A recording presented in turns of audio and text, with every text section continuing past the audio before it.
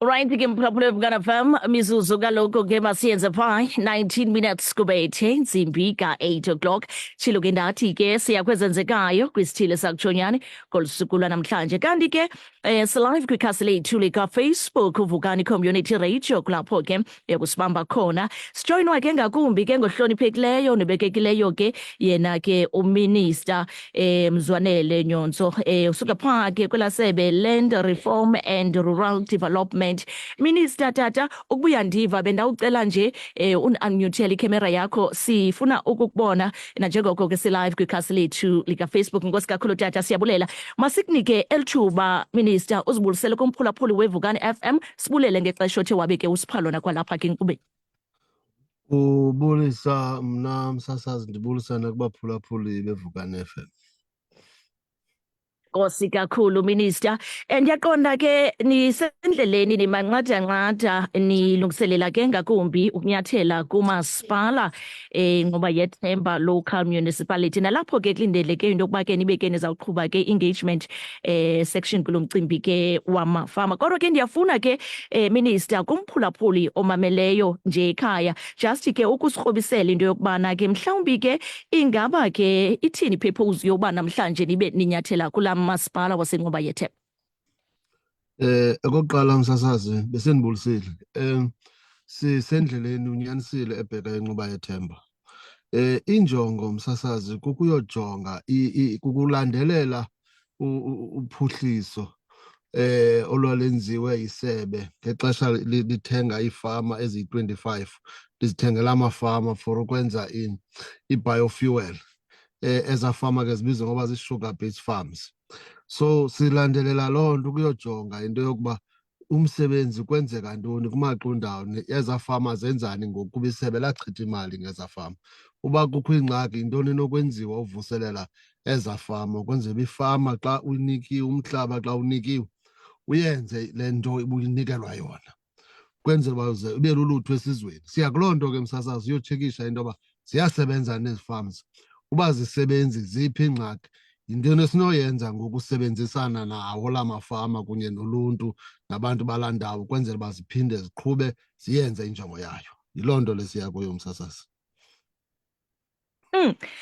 Kumatyela amaninzi Minister naxa sifumana abaphulaphuli ngakumbi kwinkqubo yethu sinenkqubo ke apha ekhaya ethi ezolimo nalapho uyawufumanisa ke kakhulu amafama ayakhala ngenkxaso ngakumbi esuka ke ngakumbi ke kurhulumente. Ingaba mhlawumbi ithini commitment esuka ke ngakumbi kwi-department yakho kwimicimbi efana nalena xa nizawube ninyathela pha? Yiyo le nto sithathe eliphulo loqalisa ukhangela uba kwenzeka ntoni. Ilapho kanye ingxaki banyanisile abaphulaphuli abathethi ntsomi.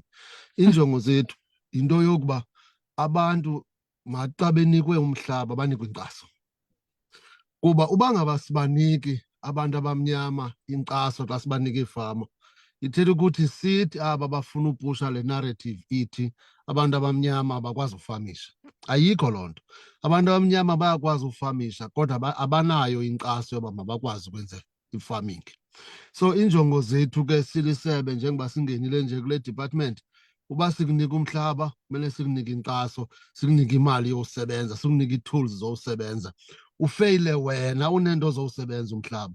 Ayikho leyo bantu abamnyama bakwazi usebenza. So yenye ke ye-priorities ke esizithethileyo ungena kwethu ndathi ndifuna uqinisekisa uba inkxaso abantu bakuthi bayayifumana ukwenzela into yoba umhlaba bazokwazi ukuwusebenzisa ubasebenzele. Ifama kufuneka ibe productive, ifama kufuneka idala amathuba emisebenzi, ifama kufuneka icontribute kwi-revenue kuqoqosho lelizwe. Ifama imele ingabi yondawo yotya weekend okanye ibe ngumhlaba nje oleleyo ungenzi into kuba abantu singabaniki inkxaso. Banyanisile abaphulaphuli beVukani kwaye sakwenza sure uba abantu bayayifumana inkxaso. Itsho i-commitment endiyenzayo.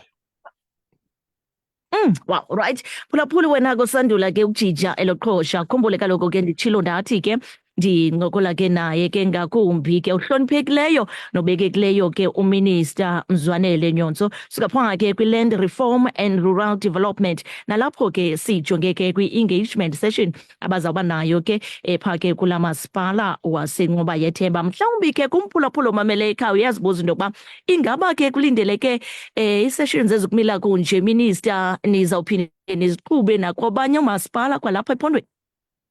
Yonke indawo esithe sanika kuyo umuntu umhlaba simnika ifama uba isebenze sizayikhangela uba laa fama iyasebenza na.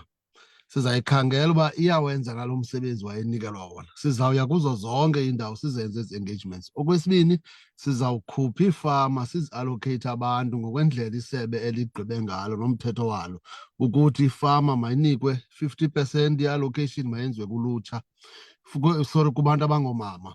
I-40% yenziwe kulutsha, 6% inikwe abantu abaphila nokhubazeka, ze kunikwe iifama amagqala omzabalazo, military veterans. Sizawuyenza loo nto kuba imandate yesebe ukhupha umhlaba, ikwayimandate yesebe uqinisekisa uba amaphandle ayaphuhla, i-rural development. So fanuba sizawuzenza all over ezi engagements, not i-Eastern Cape kuphela, kuyo yonke iSouth Africa. Kodwa ke yes, sizawuzenza i-Eastern Cape.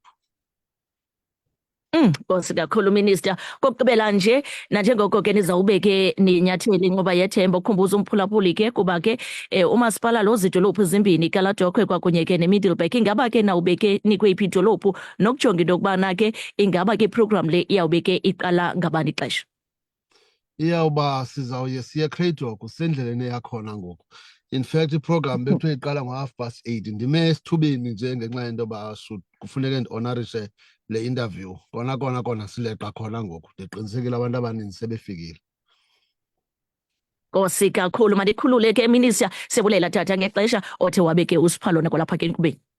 Bulela mna sasasi.